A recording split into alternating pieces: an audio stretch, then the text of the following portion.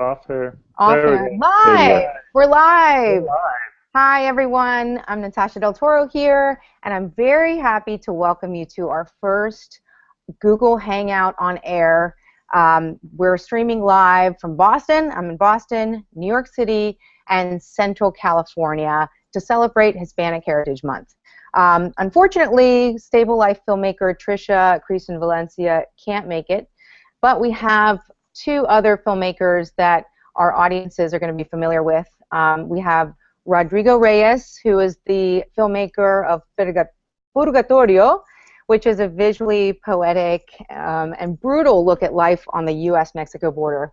Hi, Rodrigo. Hello. We also have, there he is, hello. We also have Andres Caballero, who's the filmmaker, one of the filmmakers of Gaucho del Norte. It's a documentary that follows South American sheep herders who were recruited to work and live very solitary lives in the American West to support their families back home. Welcome, Andres. Thank you. Good to be here. Thank you. Well, so let's talk about, so this Hispanic Heritage Month, we have an opportunity to celebrate all of the impact that Latinos have in the U.S. and the latest census I read today. We're 55 million here in the United States, so we're talking about a very large population, large and growing. And what you all are doing, you're making films about the Latino experience. Rodrigo, I want to ask you first. Tell me a little bit about your background and how your background inspired you to make films about the Latino experience. Well, I was born in Mexico, and as a child, I came to the U.S. and I grew between, California and Mexico City. So I always had this like dual identity, and it was like the overriding thing in my life. So my films gravitated towards that, towards kind of trying to explain like, what is it like to be between two cultures? And you run into all these stories, but sometimes you don't see those stories, in the canon. And you want to explore things, and that's kind of what took me to make the movie about the border. I wanted to figure out, this line that kind of gets drawn around you when you come to America. Everybody wants to know where you're really from, right? So I wanted to kind of explore that relationship and come to terms with the fact that I'm not really that easy to classify. I have like, these relationships with two cultures, and I think that's something that should be celebrated. And that's something that I've come to learn in the last few years about my identity. It's not really an issue. It's just part of who I am. That's really interesting because your film very much explores the duality between both cultures along the border. So in a way, it's your own experience. Like you've gone back to the border to explore your own roots, your own identity, and you see those dualities in the film. Really, really interesting. Andres, what about you? Well, I am also an immigrant. I came to the States when I was a teenager, and I can say that I was undocumented for over 10 years. So the issue has been a big part of my life, my daily life, for a long time. Now I'm no longer undocumented, but through the course of an early journalistic career, I've always also gravitated towards immigration coverage, the issue itself. And when the time came, the opportunity came, and the story presented itself of Gaucho del Norte, I just felt the need to do a story about immigration, but maybe in a different format than the way that I was covering it, than the way that I thought most people were covering it. And it's through this world that not many people know exists in the U.S., the world of sheep herding, and it's so dependent on specifically on immigrants from Chile, Peru, and some other places. So the idea was to tell this story of immigration through the shepherd in an observational way, in a way that just submerges you into this reality, and nothing necessarily political or through talking heads, or it's just simply what you see, and you can pick up on these different elements and what's involved in the immigration issue. And that's another point with Rodrigo's film as well, that it's not, it's much more artistic than political, but in that portrayal, there are definitely some political messages that come through.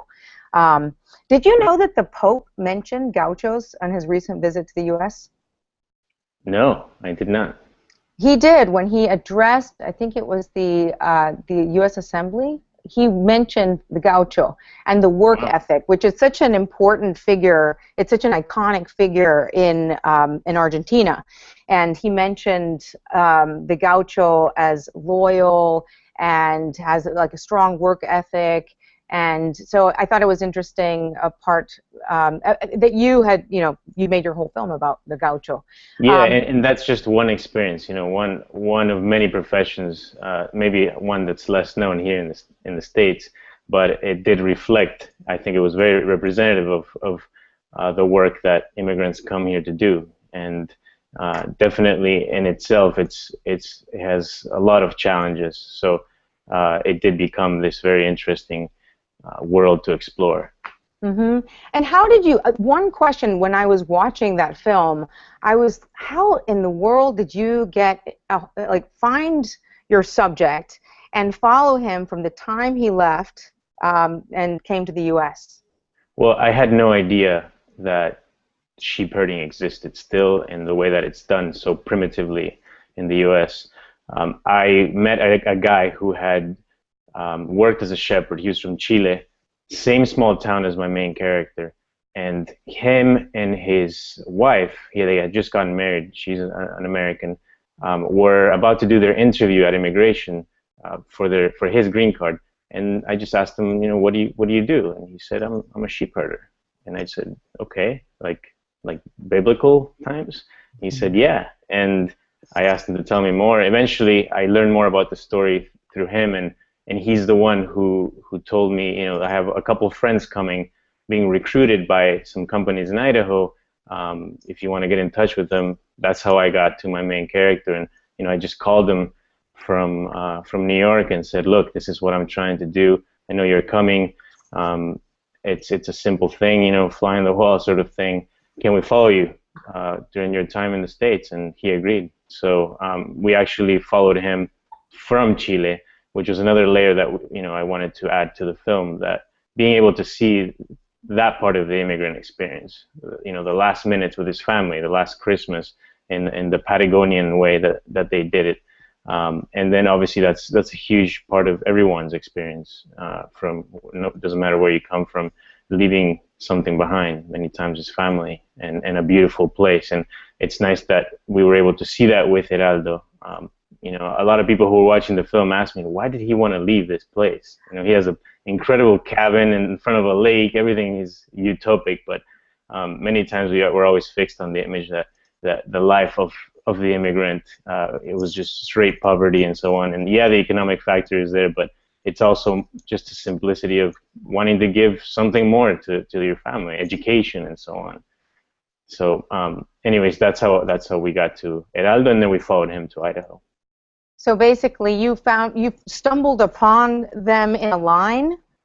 Yes, at immigration, in the immigration building in San Francisco, actually. Incredible. Yeah.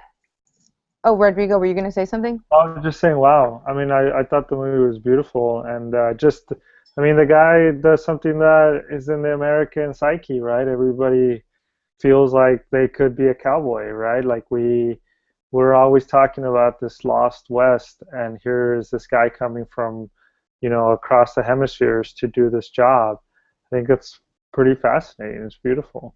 Yeah, thank you. Yeah, I think it was interesting, like you mentioned. It's sort of a new face of the American cowboy, and to a certain level, he did represent that, or what's left. I mean, it's an industry that mainly depends on immigrants, not just because of the low pay, but it's a tough job. Nobody wants to not see their families for months at a time and be alone for that amount of time.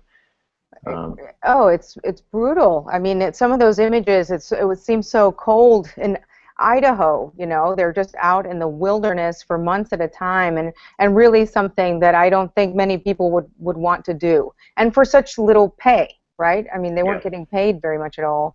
Yeah. Were you aware of that? Were you thinking this is like redefining the American cowboy as you were making the film?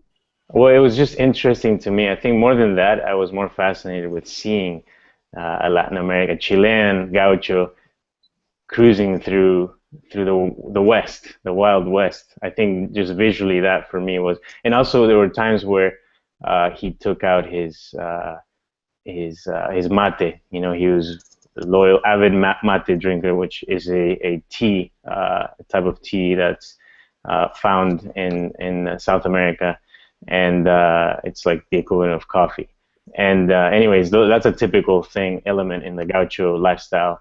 So it was interesting to see this guy keep that going in the northern hemisphere, and also, you know, times where he would put his music on when he was able to work this really old radio that was already in the trailer he was given in the winter, and he finally gets it on and he puts his music. You know, there's I think that the first image is the music that comes from whatever local radio he was able to tune into. It was I think a corrido. But after that, he put a CD of, you know, his gaucho music and folk, you know, Latin American folk, and just hearing that music while being there in the middle of this place, and you say, you know, I'm in Idaho, I'm in the desert. It's the juxtaposition was very, very interesting. Yeah, it was really fantastic. You do such a fantastic job. Both of you do such a fantastic job of capturing the experience and showing an experience that you don't get to see portrayed often in mainstream media. Rodrigo, let me ask you. So, one of the questions that comes up when you're interviewing people. There are ethical responsibilities. When I was out in California, actually, in your neck of the woods, I interviewed a few undocumented workers there, and it's really important to hear their voices, but then there's always this ethical concern of what exposing them might do. You know, there are always things to consider. Talk to me a little bit about your ethical responsibility when you approach your interview subjects. I mean, I feel like ethically, it's a complicated situation, right? Because you're telling this real story that's happening like out in the world, but at the same time, you know, it's about a certain specific person. So my way around that was by not addressing the person's name or the location where that person is, and not making them a identifiable individual that somebody could go and find. At the same time, I feel like it's a catch-22, because if talking about crucial issues makes them ethically difficult for the subjects, then that issue doesn't get talked about either. You know, like there's a lot of discussion going around in Mexico and protests about the student massacre that happened, or the disappearance of these students that happened. And actually today is the anniversary of a massacre that did happen in 1968, right? So a lot of people got punished after the stories were leaked, right? The region where the students disappeared in Guerrero has been suffering a lot of violence, and there's a lot of theories that it's in retaliation to the attention that they got because of the disappearance.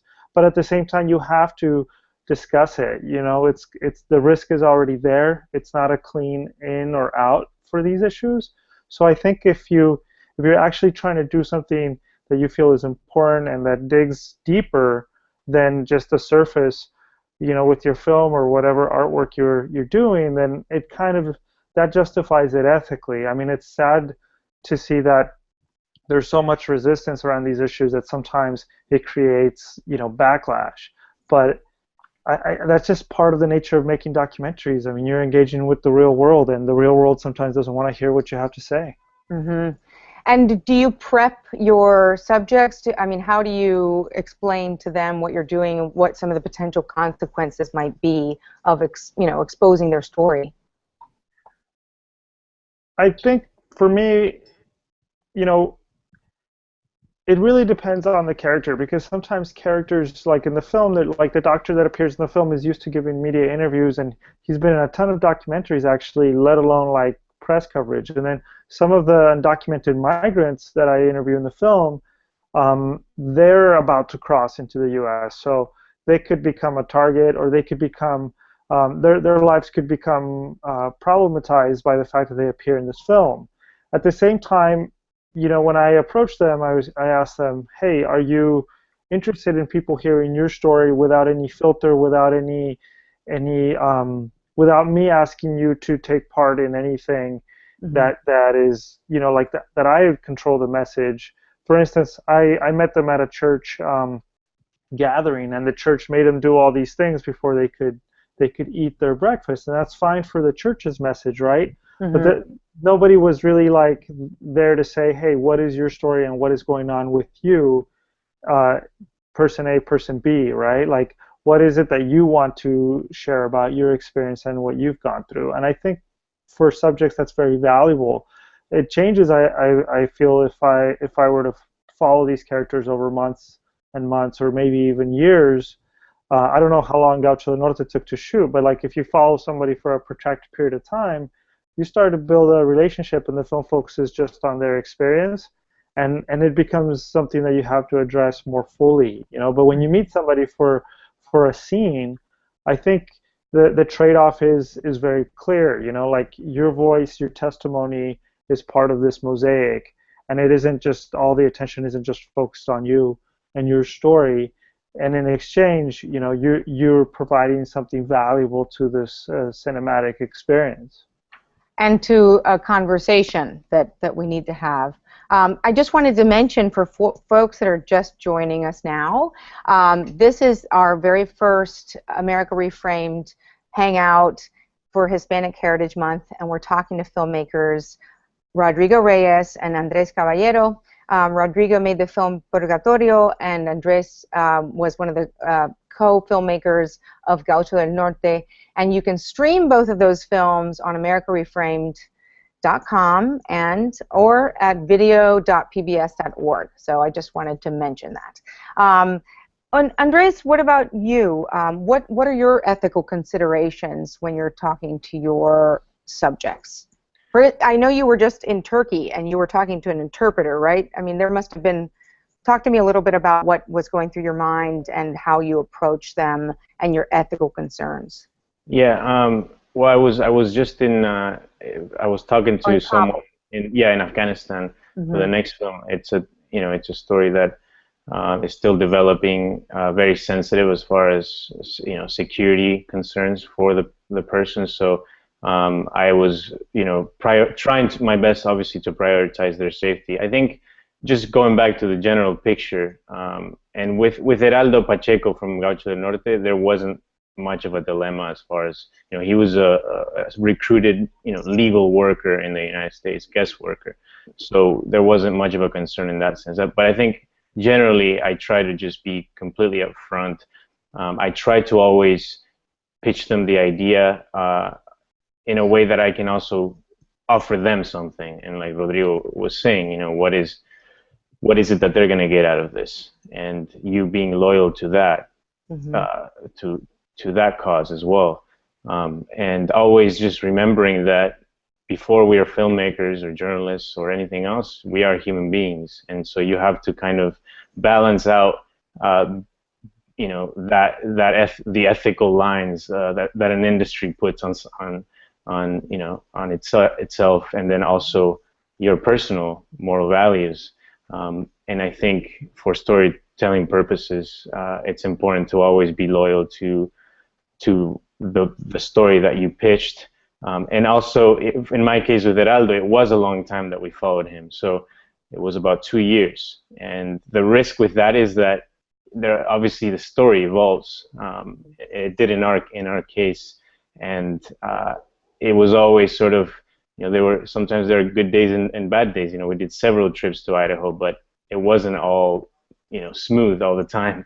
So you have to keep working that. You have to keep his trust and keep that idea alive of, this is why we're doing it. and keep him invested in it. So When it is you a challenge the longer time that you cover. when you say it wasn't smooth, do you mean there were moments where he didn't want to continue with the film, or what are you talking about? Yeah, it was really tense moments where, I mean, we always had a really good relationship, but he was a very complicated character in the sense that he had a really hot temper. In fact, in his hometown, and all the sheep herders know that he has a short fuse. So and I was told that at the and I think that it's things that happen as if we were 3 weeks in the middle of the forest with him in Idaho, and he has a camera on his face, and just making that transition from being completely alone for a month or two, as happy as he was seeing us there, he's still not quite used to that kind of human exchange, and these guys have really, most of the days are really rough, or let's say it's 3 in the morning, and the winds from the north in the middle of the desert pick up, and all the sheep all get up and start running with the wind, and he has to get up in the middle of the Idaho winter and go after them. We show up with a camera in his face. Sometimes there were moments where they weren't very smooth, and you kind of regain that trust, regain that relationship that you had, and that's just an example of it's just that when you cover a story for that period, that length, things are going to come in, and there's going to be a time where you kind of have to resell, the story. So.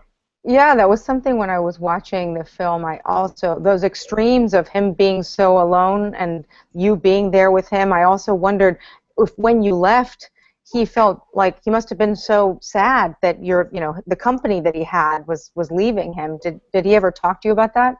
Yeah, well, he always talked about how bored he was, mainly. He was a guy who, he saw himself like as a gaucho as well. So there is this sort of kind of macho front to his character, and he didn't show too much emotion, but there were times where he said, he on the phone, like before it was 7 trips that we made, so he knew when we were coming, and whenever he had signal and we were able to contact him, and he was excited about that.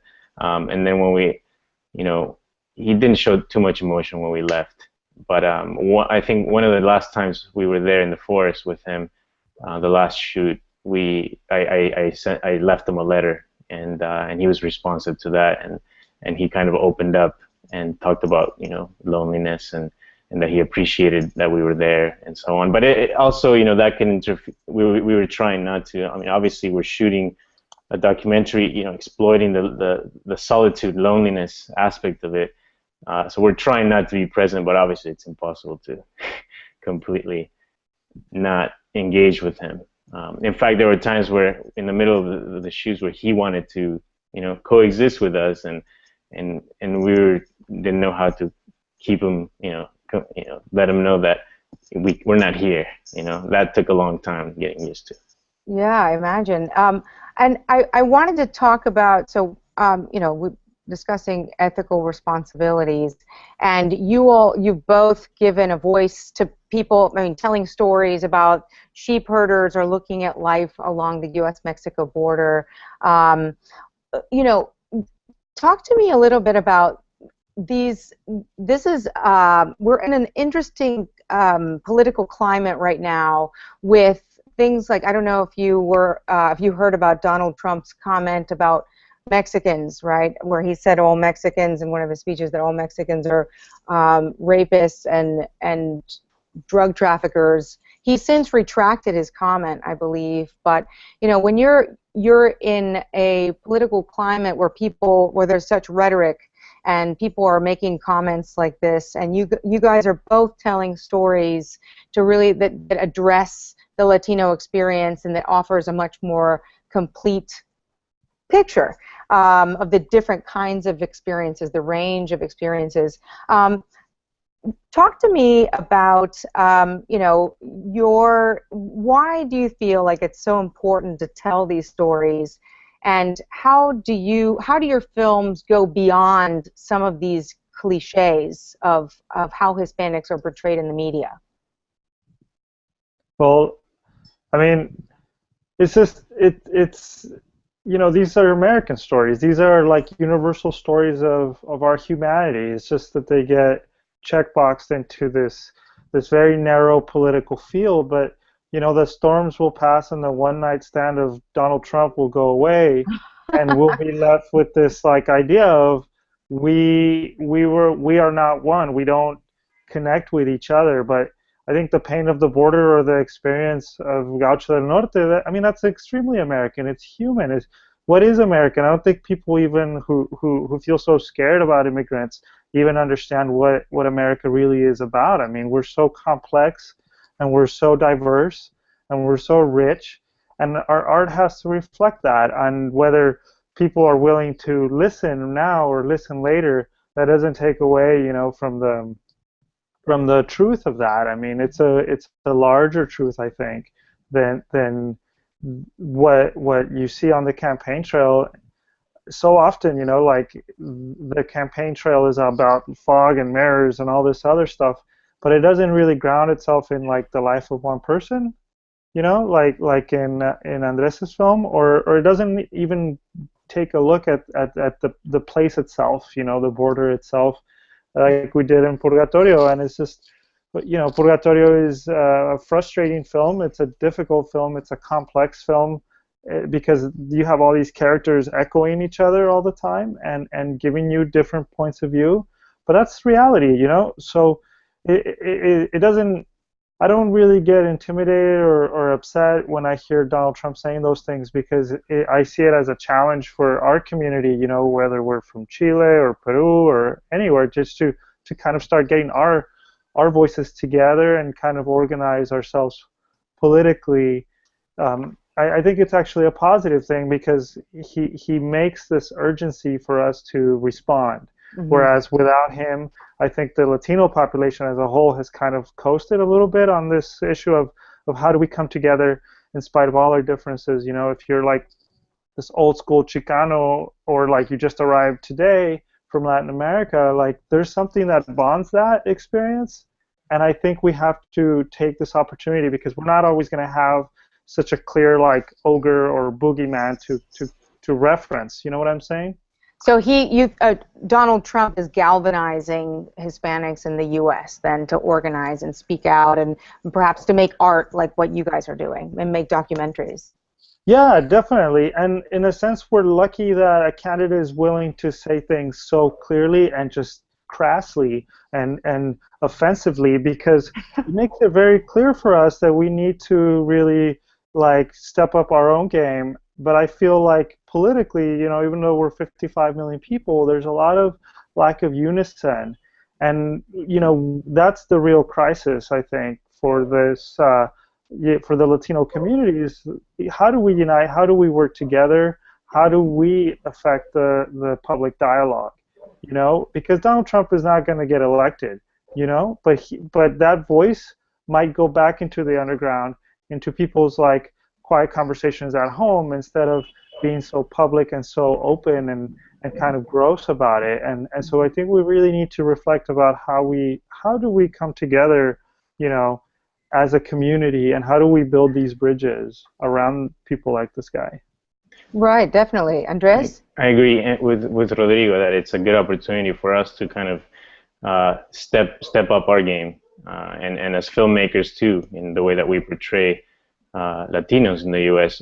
But again, Donald Trump is a politician now, and the things that he says, like many politicians, it's always made to speak to a certain group of people, sympathizers who have a certain sort of stereotype political ideology, and his words were in a way demonizing Latinos. But I think that that's where we sort of come in. For example, in Gaucho del Norte, we're showing the experience of immigrant sheep herders who support an industry. Without them, this industry will collapse. And in a way, that's what we need to show. There's also a misconception that Latinos, or immigrants, I should say, take more than what they give.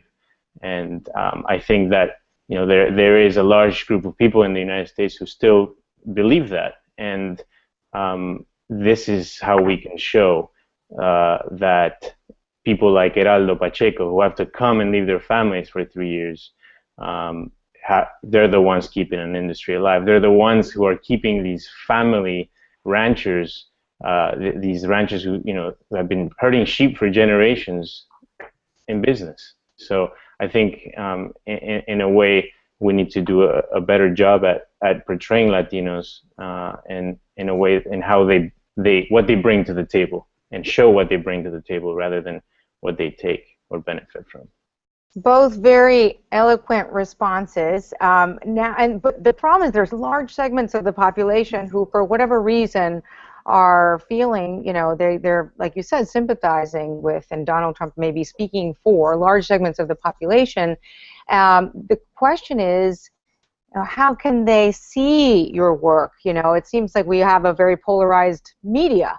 Talk a little bit about the value of public media in this conversation, because you're not seeing these films so much on commercial or mainstream news outlets. Who do you want to answer that first? Rodrigo. Okay, so I mean, that's kind of an issue that all media has right now. Especially in the film world, it's like you think of an idea to make a film, you work hard, you bring your people together, and then you have no place to really show it, and that's where broadcast comes in. Public broadcast is a place to put your film out there and really kind of put it into a conversation and into a population that wants to engage with the issues. Mm-hmm. I mean, I guess there's two ways to look at it. You could say, well, it's an uphill battle, because there's so much stuff out there, but at the same time, it's part of a conversation. And the work has to have a value in and of itself to be out there. It has to respond to this reality. It has to be of this world. And how do you get somebody that's watching only one media outlet and it's super conservative and doesn't branch out to other types of consumption? It's a difficult thing to do, but you have to keep trying, and I think broadcast gives you the greatest possibility, especially a public broadcast, because you're definitely open to everybody, and you're creating, a space for a conversation, and it will happen. You might not, hit 300 million Americans, but you're going to hit a lot of people, and a lot of people will have an opportunity to reflect and to think about the work you created. Mm-hmm. Andres? Yeah, I agree. I think there's obviously still a lot of work to be done. I mean, Latinos aren't fully being represented as far as the Latinos who are in the newsrooms, the Latinos who are in television, and in the same way, the content isn't necessarily representative of the percentage of Latinos in the U.S. And serving to that audience, but not only that, just showing the Latino experience properly to the mainstream media. I think what I like about public media is that of course they open the doors to projects that are different and perhaps maybe bring a little more substance to the stories, to the conversation. So I think it's some of the few outlets that we have that are doing that today and doing that service are in public media. So it's absolutely necessary. Yeah, you raise an interesting point. I mean, considering again that we have, according to the last U.S. Census, 55 million Latinos in this country, and that number is growing. And by 2060, I think it's supposed to be something like close to 120 million Latinos are going to be living in this country. So 31% of the population, right?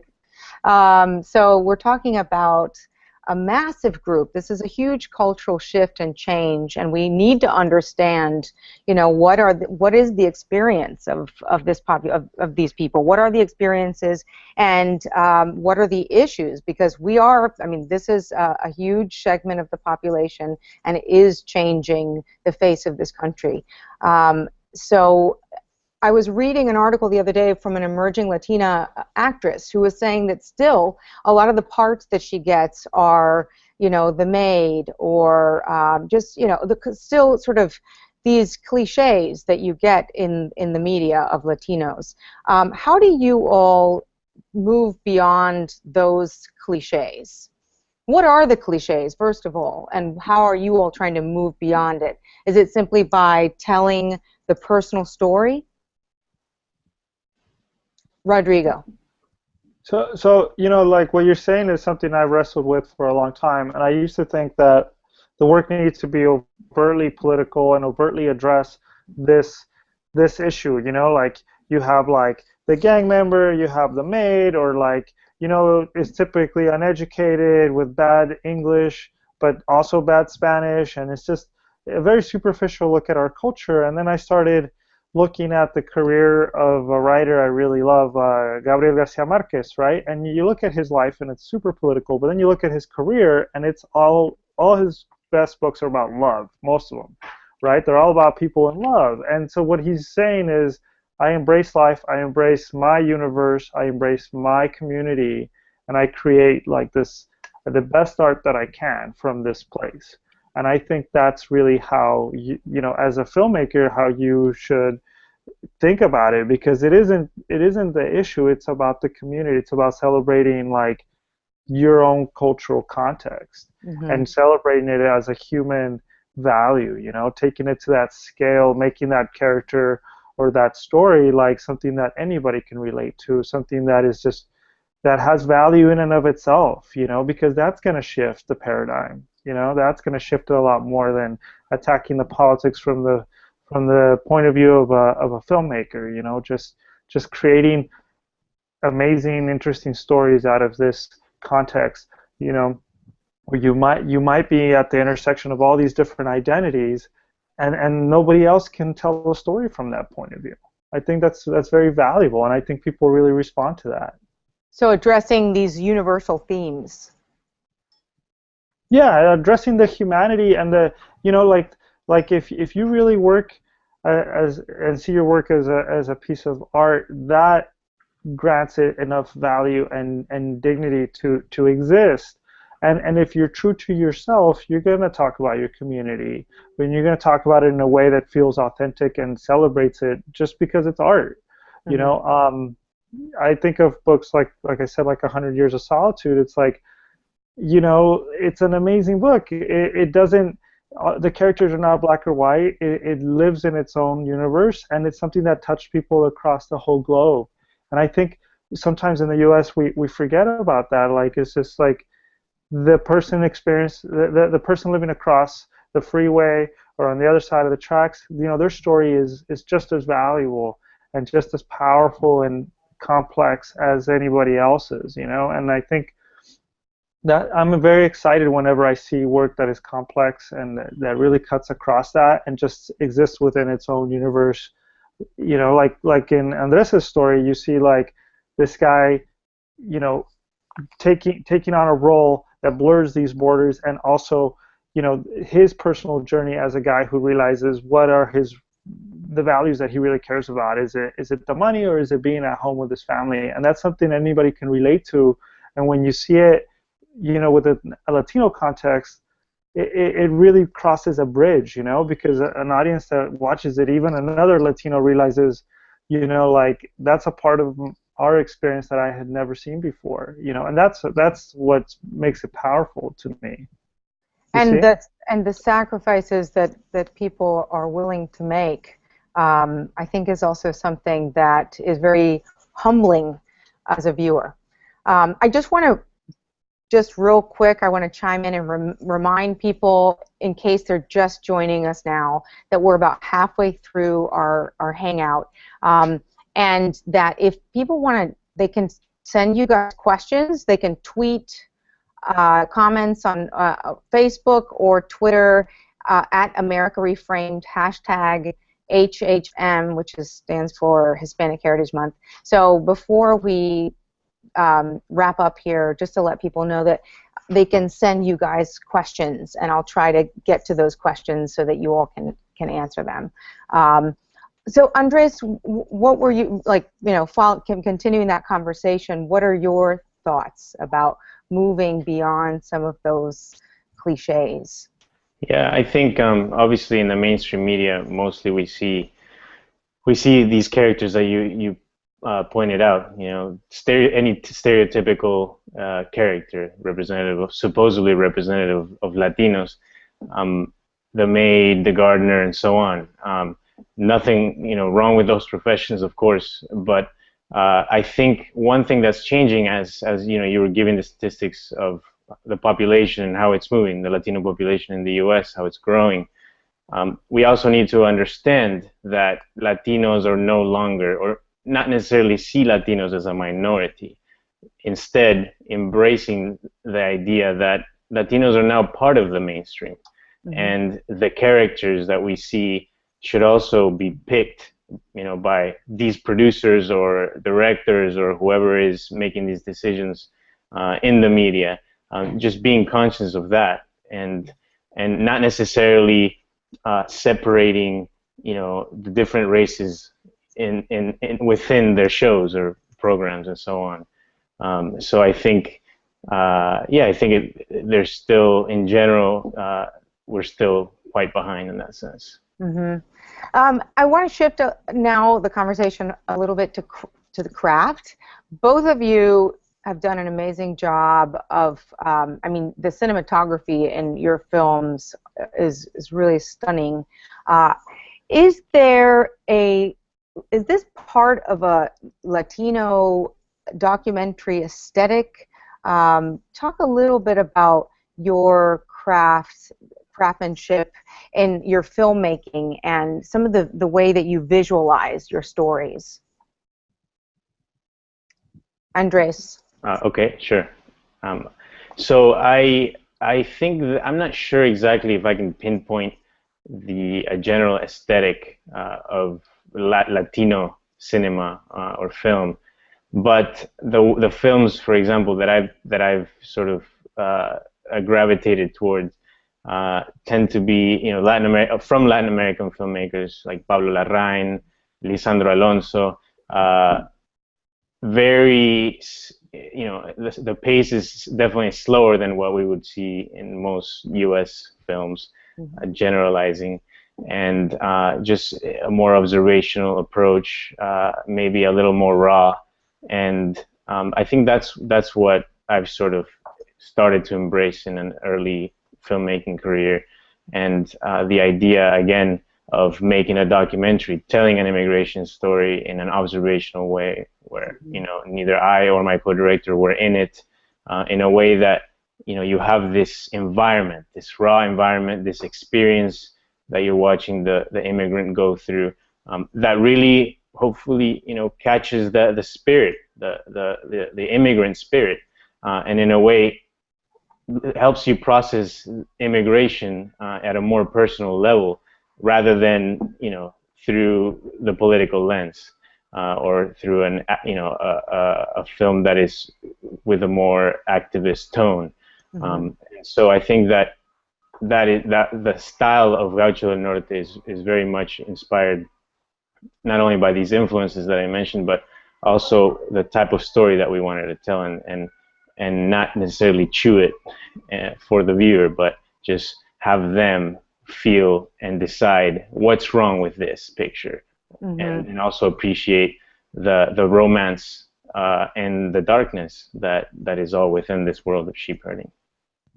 And the same goes, I guess, for you, Rodrigo, in terms of, I mean, would you consider your film observational filmmaking? I would consider it like poetic filmmaking. I think it takes so long to make a documentary. You want to make it beautiful because beauty connects to something very raw, very human, all across the board. I mean, this film just got requested for a festival in India, right? And like, what is it that connects the audience to that? I think part of it is the power of the image, and you have to think about that experience that your viewer is having, because it isn't news. I think for a long time we confused documentary and news, and they're two very different things, and they kind of complement each other, but they're not the same.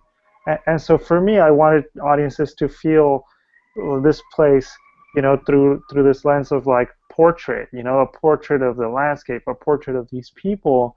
And I felt that was very valuable because it really hit the viewers really strongly.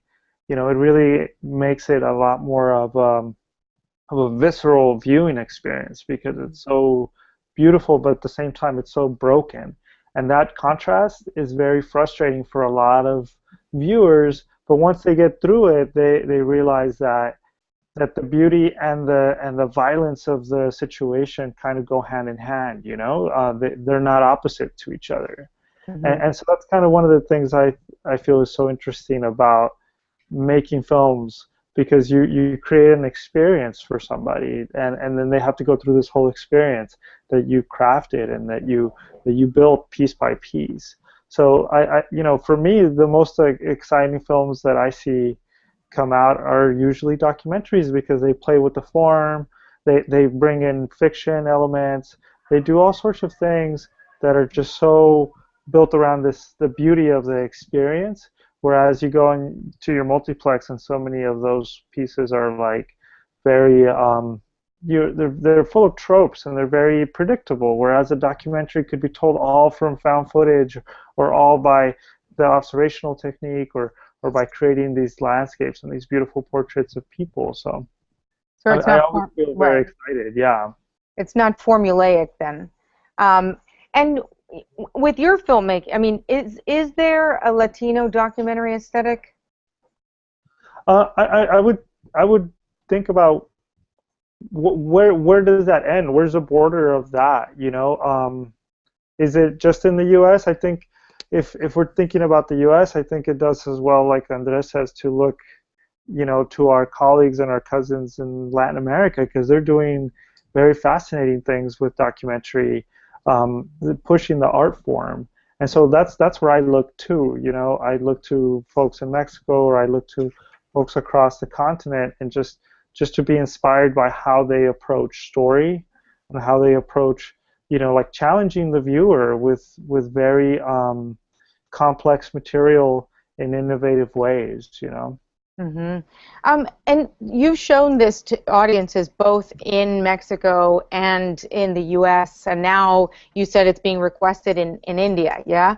Tell me what kind of response have you gotten from different audiences?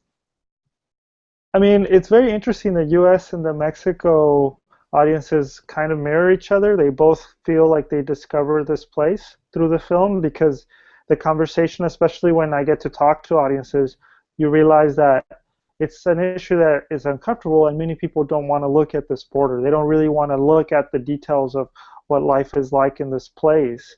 And so the film becomes an experience, like, and a communal journey for both communities.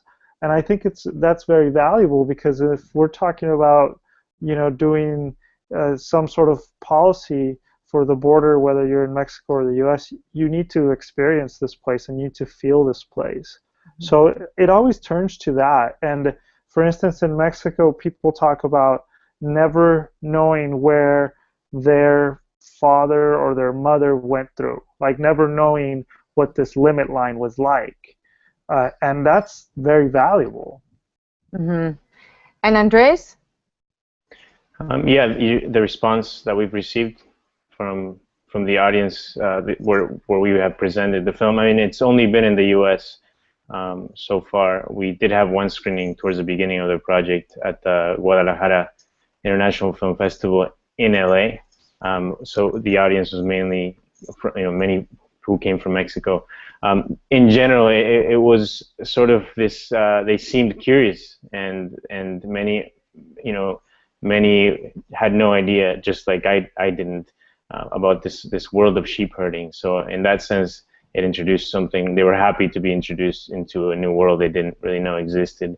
And also, as far as people with different ideologies or views on immigration, I think we found that both people who were more sympathetic to immigrants, they responded very positively in the same way as people who weren't, who tend not to be. And they just, because they liked the way that they felt that there was a character, Robert Ball, the rancher, and we showed it was just mainly showing another reality, which is the family, an American family who's been doing this for generations and is struggling, and it's, you know, you see that you know that they pay these guys $750 a month, which is nothing. But at the same time, you know that they also have their struggle, and they were great people, and if they could, they would probably be delighted to pay these guys more. But they're also caught up in the middle of this sort of antiquated immigration system, also, you know, which also involves labor laws. So I think people in general appreciated that we were able to cover both experiences. I just wanted to say real quick before we're like kind of winding down, getting towards the end of our conversation, if you're just tuning in, don't despair. You can watch this on, you can stream the conversation on America ReFrame's YouTube channel, which is, you can subscribe here. I think I'm pointing somewhere at it. So if you're just joining our conversation and you want to catch the whole thing, subscribe to our YouTube channel and you can watch the whole thing there.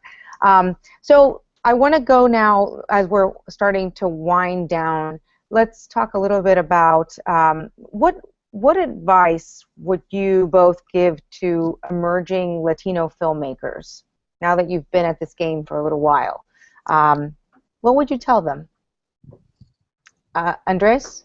Or Rodrigo? Let's start with Rodrigo. I don't know. I mean, I feel like I started feeling passionate and trying to change the narrative about the community, and then I discovered that, you know, the community has a lot of complications. People aren't always just victims of the system. They're just people. So I would just embrace the stories that come across in your life and work from there, you know, work from that experience of that story in your family that happened to your friend or is happening in your community, and just embrace it as a work of art and look at it as something that is just as valuable as any other story. It's just not being heard. And kind of put the politics to one side for the creative part of the process, because the politics are going to be there. If you do something honest, if you do something sincere, it's going to be very political because it's going to be very real. And it's going to be something that people haven't heard before. And that's very, you know, that's almost like an act of cultural resistance. But then you lead with the story. And that would be my advice. Lead with the story. And Andres? Yeah, I would say, you know, always look for ways to challenge people's tolerance, to challenge the audience, and to, you know, I think we should all, and I consider myself, you know, also a young starting filmmaker, and I think that I always taken on that duty to tackle the issues. You know, obviously for me, immigration has been big, but doing it in different ways, always trying to find a different way to do it. It's a lot of responsibility because, you know, you're sort of coming in, even with a film, and you're addressing a specific issue, and people are numb to it. You know, the media has done it in a certain way for a certain amount of time, and people are numb. So you're coming in, and you just have to, you know, focus on constantly being creative to keep people's attention, or kind of capture that attention momentarily. So I think always keep challenging yourself and finding these new ways to tell the story. And as I said before, also something that I always go by is remember that you are a human before you're anything else, and to always be in touch with that humanity. And I think, like Rodrigo said, that putting politics aside and putting this sort of conventional style of storytelling through, you know, always having that voice of political talking heads or even activists sometimes can sometimes deviate from the creative aspect and from the actual expression that the story needs to have. So I also back that. And what are you working on now? What's your next film? So now, again, me and my co-director Sofian Khan are working now on a story. It doesn't involve the Latino experience, but it's also on immigration. It follows the the impact that the war in Iraq and Afghanistan has had on interpreters who worked with U.S. troops.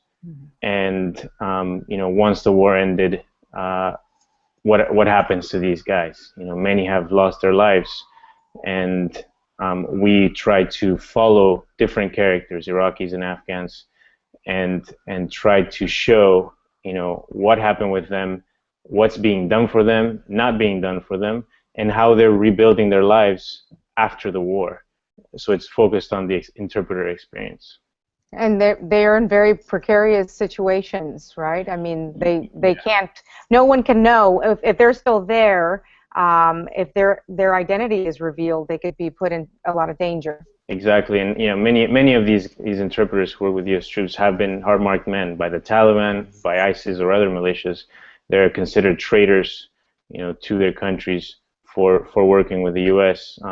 And these guys were, part of the group of people that, a large group of people in Iraq who were trying to rebuild their country, who were trying to help their country move forward, and instead, now 10 years later, they're not only their countries is.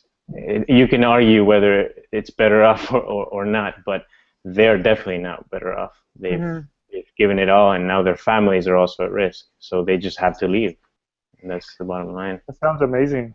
Yeah, it does. I heard a story on the radio the other day about I guess the U.S. was supposed to offer asylum to some of these interpreters and hasn't followed through on the promise yet. Yeah, it's improved in the past year or two, but yes, at the beginning. It took a while for the U.S. to come up with some sort of system. They came up with something called the SIV program, Special Immigrant Visa Program, for Iraqis and Afghans, specifically interpreters who work with U.S. troops. These are the guys who made sure that the soldiers came back to the States, to their families safely. And for a while, the U.S. wasn't recognizing that by providing them an escape. So the SIV visa program came in, and then there were, for some reason, let's say they offered X amount of visas for Afghan interpreters. A whole year went with just a fraction of those visas available being handed out. They improved that. However, still, it takes an average of 4 years or so, 3.5 to 4 years for someone who applies for an SIV to make it to the States, where the system was designed to get someone to safety in about 9 months. So there are problems that need to be fixed, bureaucracy, the way the system works. But it's an issue because a lot of these guys and their families are waiting to get out. They're in hiding, and they're just, anything could happen at any time. So. Wow, that sounds fascinating. Can't wait to see that when it comes out. Rodrigo, tell me, what are you up to now? What's your next film? I'm also working on a project about interpreting, so I'm gonna go have coffee with Andres when Let's I'm do in New it. York. Yeah, once I get off this chat, you guys can continue talking. So. Sounds good. No, we should chat because I work as an interpreter actually, and I work in the California criminal courts, but it's totally different. Nobody wants to shoot the interpreter; they want to shoot the guy he's interpreting for, right? Right. Like I'm always like the ghost, and I get to go home, and nobody cares about me. But what would happen if I was suddenly made the center of attention? That'd be awful. And so I started following a guy that I worked with in a case. I was doing his murder trial, and then he was sentenced, and I wanted to find out more about him, how he got to be in that situation. He was such a young guy from the Pacific coast of Mexico, and I just needed to know why I felt so connected to him. And I pursued a friendship. I started writing to him, and through these letters we kind of started exploring this situation where there's a lot of borders in our relationship. There's a class border, there's an immigrant border, there's an education border, and so it's a very fascinating kind of film, and it's my first film that I've ever done where I follow a character for more than 3 years, which is where we're at now. So cool. Well, we have one question from our that I wanted to throw out there from one of our viewers, a woman named Sabine, who wants to know, do you find yourself gravitating towards Latino stories when planning or daydreaming about your next films? Andres? Or, yeah, why don't we start with Andres? Sure. So do we find ourselves gravitating towards Latino stories when thinking about the next film? Yeah. I think usually I do, but more in my journalistic work. I think it's more, for me, it's more about immigration. How can we tell another story? How can we show another angle of the immigrant experience? And I don't think I feel necessarily tied to, to the Latino community in that sense, because, I'm one of many immigrants. I am Latino, but obviously there are so many different. That's what makes the United States. It's a melting pot, although that's a cliche, but it's the truth. And so I've never been fixed in, okay, now I have to tell another Latino story in this format. So it's more the immigration, the shared experience around immigration. What about you, Rodrigo? Do you find yourself gravitating towards stories about Latinos? Hello. Yeah, I always have like a double, like two things going on. Like on one hand, I feel like there's a sense of duty that I have to tell these stories, and then on the other hand, I do keep running into these stories. So I always just kind of go with my gut and just follow a story that really moves me and that really makes me want to like get immersed into it, and that's what I go with, whether it turns out to be Latino or not. I mean, that's just the context of my experience, and I don't feel like, I feel like the danger with that is like you sometimes feel like you want to justify your existence through your work, but I think the work has to just speak for itself. So I've kind of started just going with whatever it is that I'm really attracted to, and if it happens to be labeled Latino, that's fine. But I really just wanted to have these qualities that are much larger than just one identity group, because I think that in and of itself enriches that identity and makes it more interesting and complex. Mm-hmm. Well, Sabine, I want to thank Sabine for asking the question. It was a great question. And we are going to wrap up now. This was our first Google Hangout, and I wanted to say thank you to Rodrigo and thank you to Andres.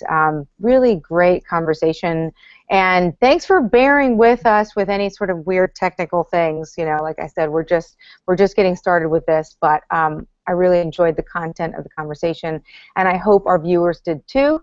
And hopefully this will inspire them, for those who haven't seen these films that we were talking about, to go to our website, americareframed.com, to see these films online, these wonderful films. Purgatorio, which is going to be, here I've got the schedule for our lineup for Hispanic Heritage Month. We've got Purgatorio that's going to be airing again on September 15th.